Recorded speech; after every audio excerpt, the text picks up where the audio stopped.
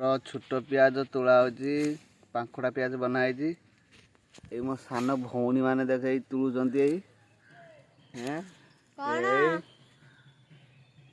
दीटा तला करी एति उपाड़ी सारे आती उपड़ा हम अड़सर रुआ रुई होता दीटा तलार कम से कम बाहरलानी एवं बाहरलानी कम से कम 5 किलो उपरे हम 6 किलो तापर आउ जहाँ हम देखा उपड़ा चलती छड़ा पक छड़ा पक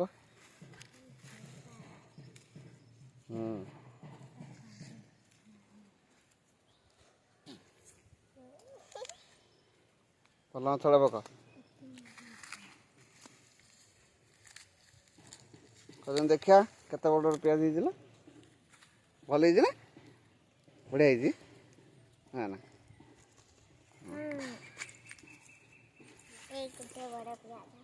हाँ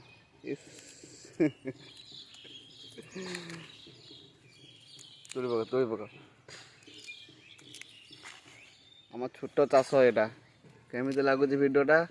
लाइक सब्सक्राइब करेंगे एति रोचे।